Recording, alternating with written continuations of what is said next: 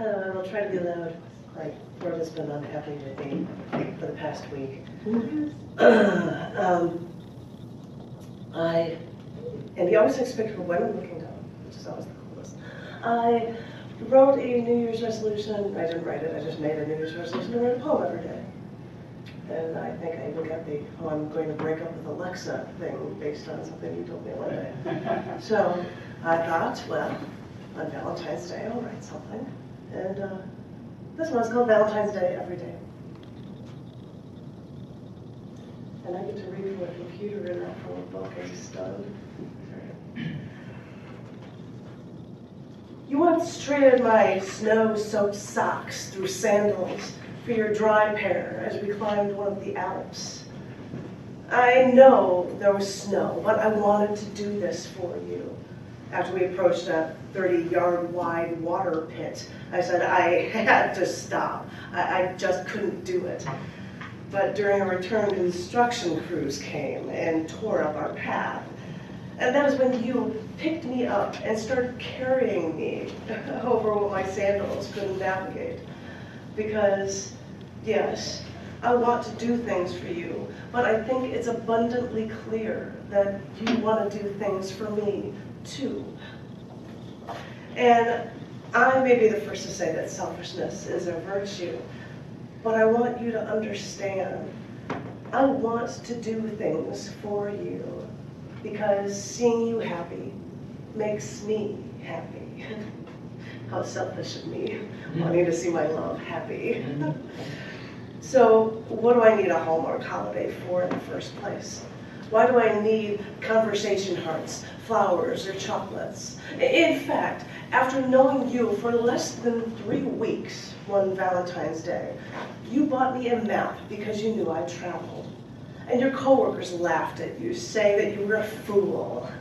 But you even remembered when you gave me the map. I asked if it was okay if I kept it wrapped up in a tube until we could frame it in our office. You remembered that I said this to you after knowing you for less than 3 weeks. So, as I said, what do I need an economic gift-giving holiday for anyway? You should know, and you show me that you love me every single day. And since the beginning, I have loved you every day. Not Valentine's Day, every day.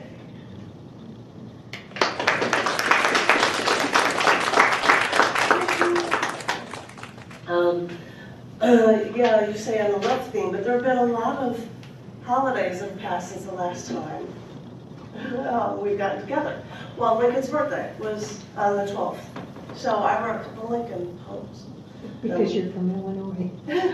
From Lincoln, what? So yeah, I wrote a few for it, and anyway, I won't say any more, but this one is called Underscore for the Battles. Dateline, November 1860. Abraham Lincoln is elected the 16th President of the United States of America. Among Democrats, Lincoln won over the Democrats, including Stephen Douglas, who first fought Lincoln in the Lincoln-Douglas debates, which was, guess what, all about slavery, which of course Lincoln was against. But over the course of Lincoln's run as president, you might be vaguely aware that he was assassinated. But what you might not know is that the attempts on his life started before he even became the president of the United States. Because the southern states, the ones that wanted to secede, weren't fond of Lincoln, and Lincoln knew this, so he thought it would be a smart idea to go on a whistle-stop train tour to Washington, D.C. But fearing his safety early on, he hired Alan Pinkerton as his private security, and his security team found out that a lot of people want Lincoln dead. The security team then went to Baltimore, one of the stops on Lincoln's whistle-stop tour, and they stayed at the Barnum Hotel, and they tried to act Southern, to infiltrate Southerners there. And then they found the Cipriano Ferrandino, a beady-eyed Corsican barber who planned to kill Lincoln. So, as Lincoln is taking the train on his tour, they stop in Harrisburg, Pennsylvania. And Pinkerton told them they have to speed up their trip so they can stop and skip a stop and get ahead and be able to discover the plan to assassinate him in Maryland. So what did they do? They removed that hat from Lincoln that he's so well known for. They wrap him up in a shawl, and they claim that he's an invalid brother that needs to get on the train. This way, they thought they'd be able to pass Baltimore before noon the next day. So, or before that scheduled assassination. But in the middle of the night, while in Baltimore, the train stops. Why is the train stopped? They wonder. And they found out that Baltimore has a sound ordinance, so the train couldn't run for hours. Lincoln's a sitting duck in this train whose engines aren't allowed to run at this hour. And so they did the only thing they could think. They got horses and literally hooked the train car up to the horses and snuck out of town, quiet as a mouse, or quiet as horses, which is more quiet than the locomotive train. And yeah, they got through Baltimore and stopped at Baltimore's Camden Street station to join the train to Washington, D.C., which was nowhere to be found. At this point, they could hear the people all around talking about how terrible Lincoln was, and how the South will rise, and Pinkerton is stunned that Lincoln is sitting there riding near people who want him killed. But thank goodness the Washington train eventually showed up, and at 6 a.m., February 23rd, Abraham Lincoln arrives in Washington, D.C., averting the first assassination attempt on his life. This is a perfect underscore for the battles Abraham Lincoln had to endure. He shouldered a century's burden for the first declaring some human beings are anything but human beings.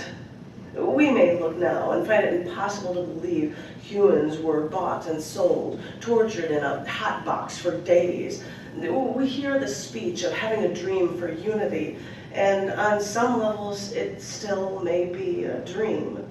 But after blacks have run companies in the US and run the presidency, we all must think that there's nothing any of us can do. So this fear founded him from servitude and slavery is no longer a part of our vocabulary. But when it was the norm, imagine the uphill battle one man had to face to try to convince an entire nation that their property isn't property at all, but living, breathing human beings. What an uphill battle. And oh, he paid for his beliefs. Okay, I've got one more holiday thing that went on here. I happened to be around and have some time on Martin Luther King Jr. Day, and I had no plan on writing anything, and I came up with this, and I hope you like it. It's called Our Color, Our Gender, Our Creed. There is a house inside of me. It's a house with a rich heritage, brimming with the knowledge of how our souls have flourished and about how it can all be so quickly taken away. There is a house inside of me. It had been shut down to hide everything away because those who don't look like me decided that I was nothing and treated me accordingly. There is a house inside of me. Its pulse has an infectious rhythm that we've had to stifle, to hide from your generic white bread world. We only let it out when we're alone to save us from your madness. There is a house inside of me. I've hidden it away, I've sealed it up, and placed it deep within, brimming with my history and my future. And I don't let it out when people out there don't think of me as human. There is a house inside of me. I put boards over the windows to save myself from your storm. With your wrath, I've learned to not fight back, only because my captor won't listen. There is a house inside of me, and this house will stand strong even after you have raped me, beaten me, tortured me, tried to kill me, treated me as nothing. But you were so wrong. There's a house inside of me. And what you don't realize is that this house will outlast yours. Trust me. If your house was built on distrust and such blatant disrespect, then your house is bound to collapse. Because after all this time, and after my wanting to fight, I have learned that passive resistance is only a part of my story. Because in these struggles, I have gained a wisdom and a connection that is beyond this house inside of me, beyond this sharing, this inquisitive mentality. So I want you to remember, this house is a symbol for all like me, and those not like me too.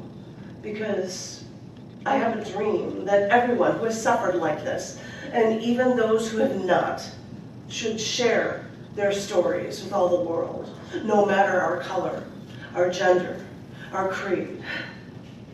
This is my dream, because this is how we truly grow.